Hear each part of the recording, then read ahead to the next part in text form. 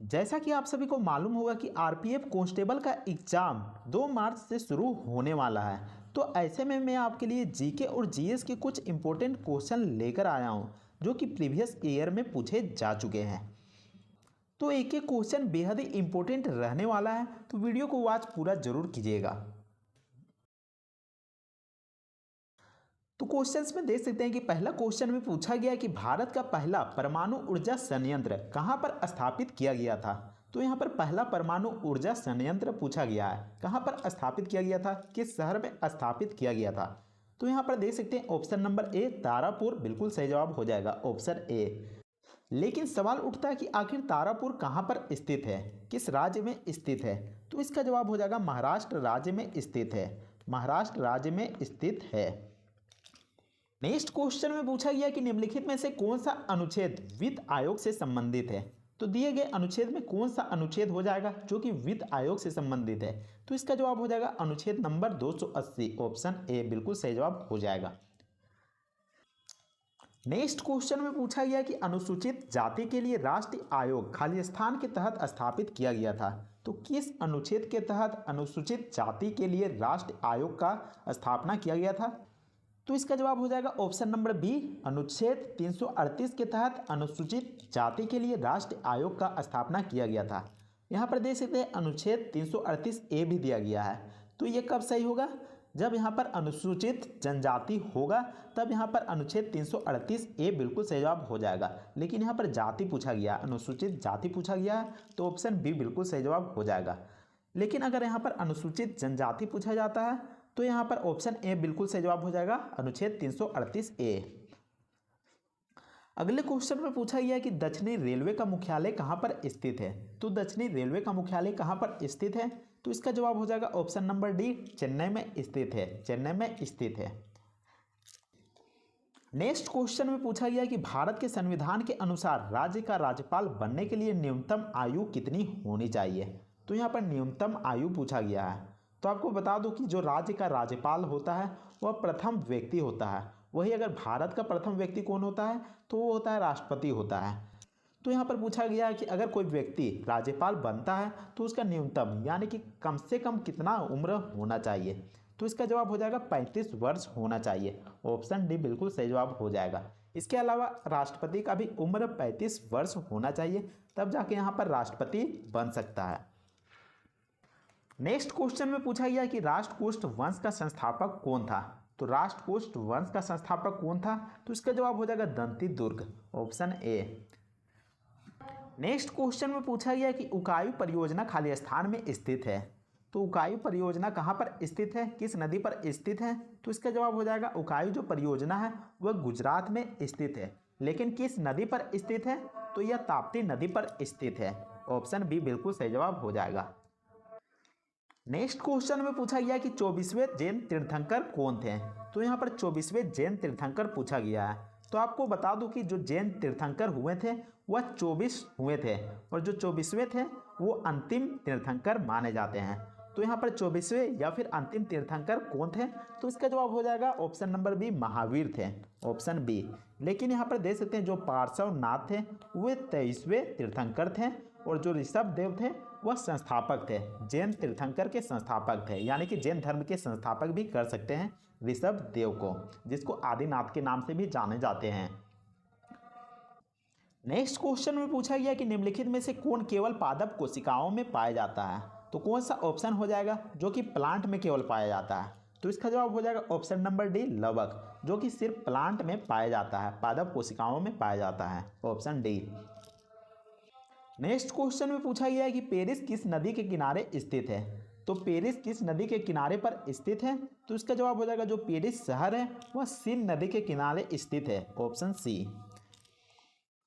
Next question में पूछा गया कि सर्वेंट्स ऑफ इंडिया सोसाइटी की स्थापना किसके द्वारा की गई थी या फिर किसने किया था। तो इसका जवाब हो जाएगा गोपाल कृष्ण गोखले के द्वारा किया गया था, ऑप्शन सी बिल्कुल सही जवाब हो जाएगा।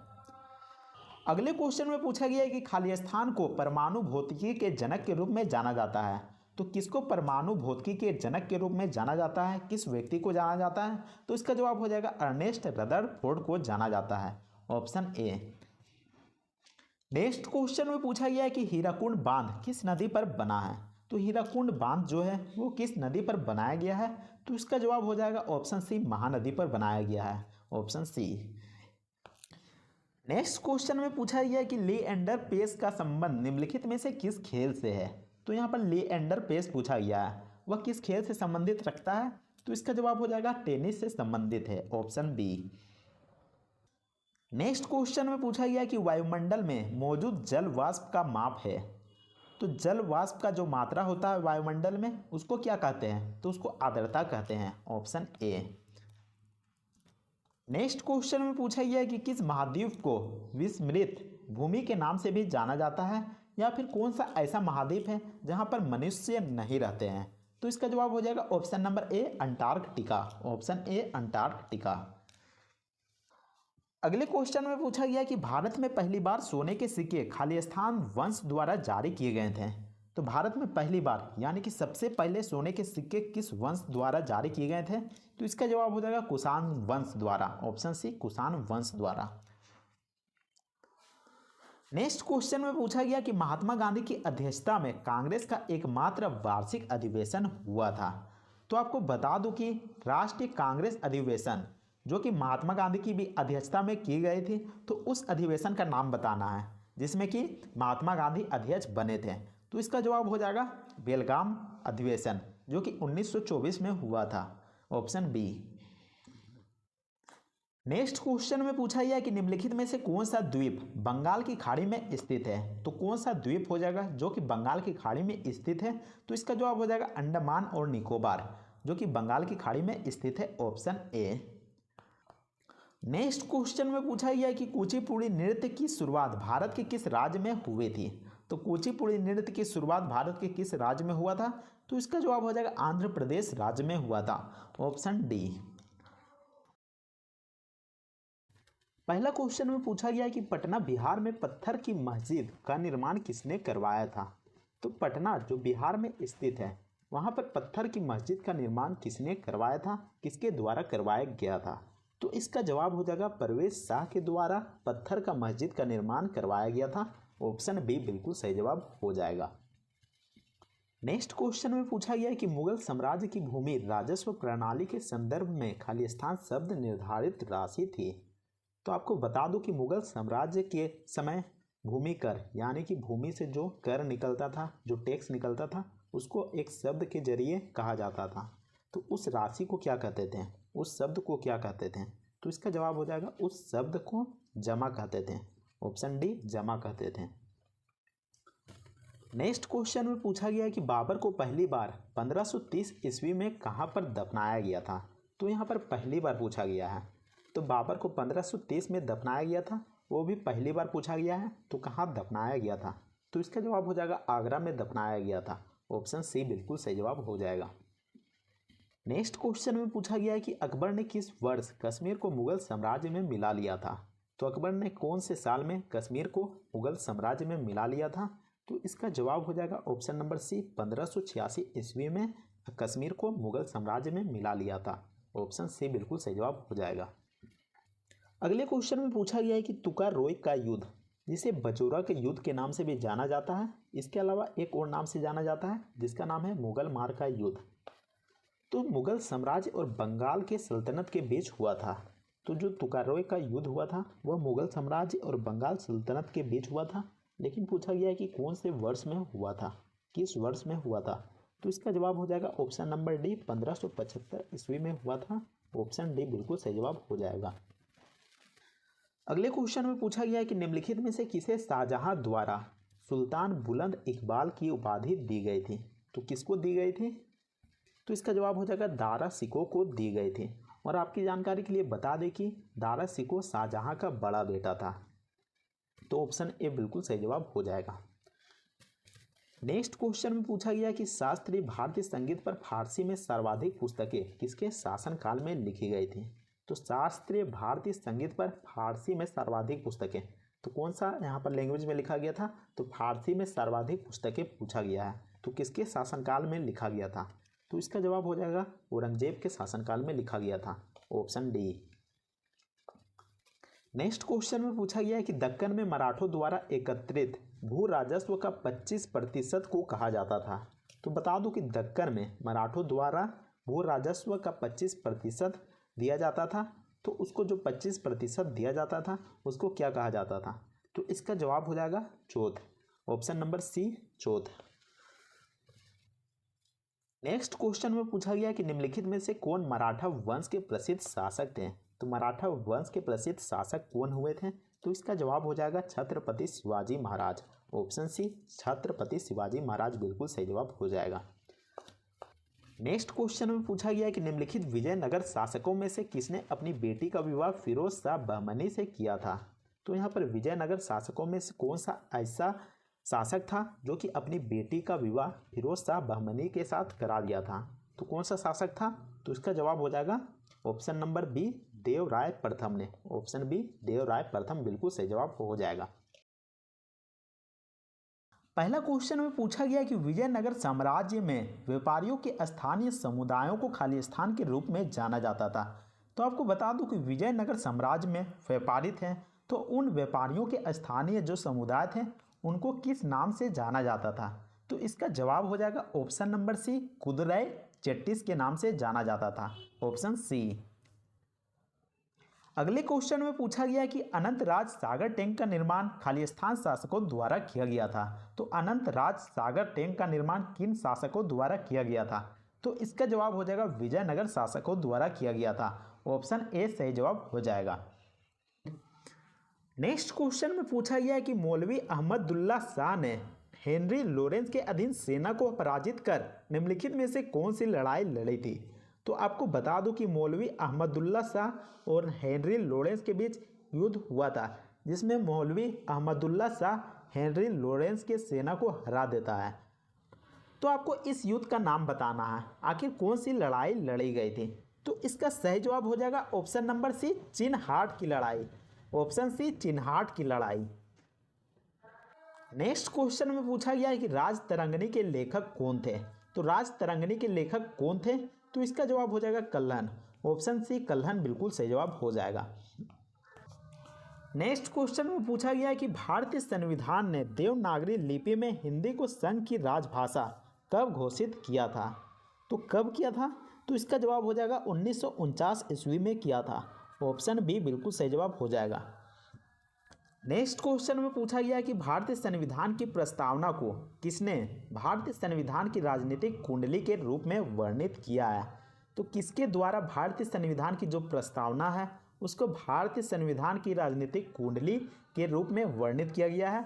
तो इसका जवाब हो जाएगा के.एम. मुंशी, जिसका नाम यहाँ पर पूरा नाम क्या हो जाएगा?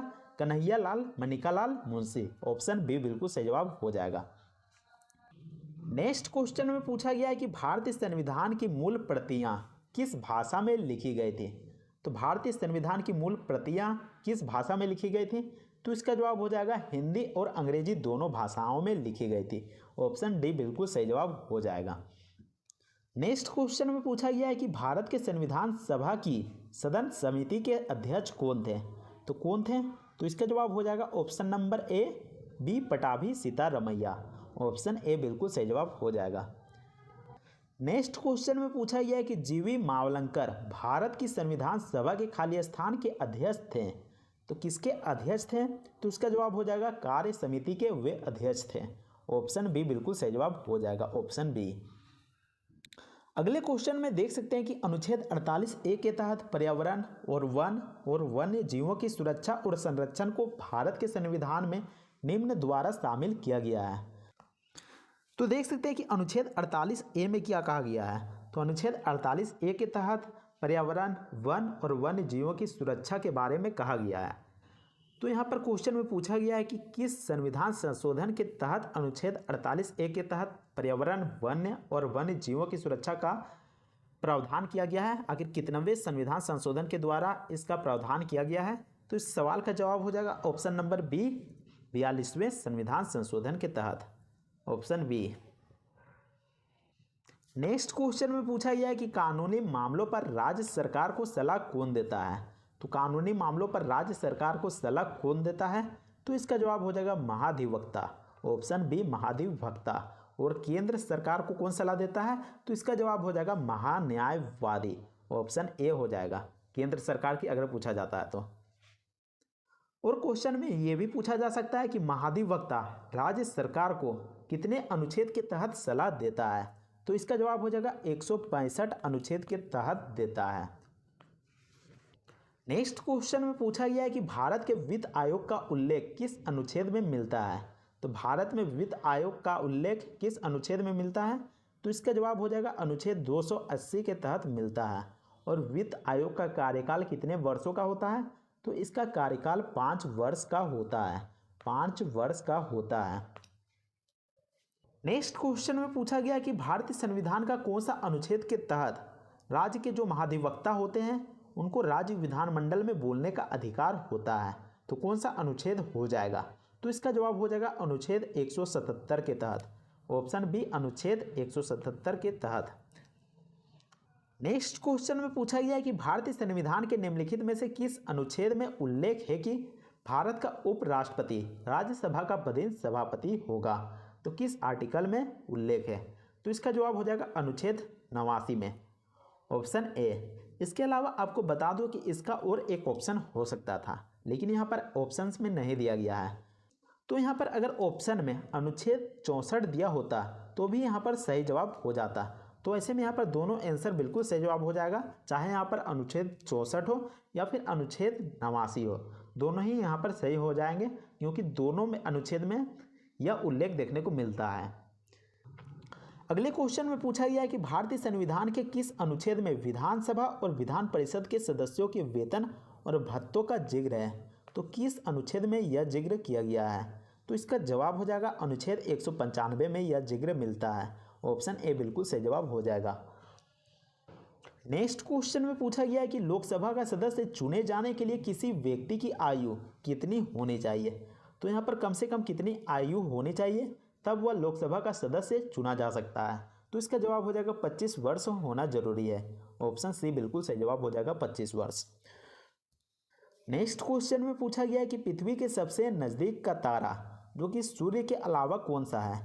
तो आपको बता दो कि सूर्य के अलावा यहाँ पर दूसरा नंबर में पूछा गया है जो कि पृथ्वी के सबसे नज़दीक का तारा है। तो इसका जवाब हो जाएगा option number B Proxima Centauri. Option B Proxima Centauri. Next question में पूछा गया है कि कौन सा ऐसा ग्रह है जो कि सल्फ्यूरिक एसिड के घने सफ़ेद और पीले बादलों से बना होता है? तो कौन सा ऐसा ग्रह है जो कि सल्फ्यूरिक एसिड के घने सफ़ेद और पीले बादलों से बना होता है? तो इसका जवाब हो जाएगा शुक्र ग्रह। ऑप्शन बी बिल्कुल सही जवाब हो जाएगा, ऑप्शन बी। नेक्स्ट क्वेश्चन में पूछा गया कि गंगा नदी के उत्तरी तट की कौन सी सहायक नदी है जो कि काली गंडक और त्रिशूल गंगा नामक 2 धाराओं से मिलकर बनी है? तो कौन सी नदी हो जाएगी?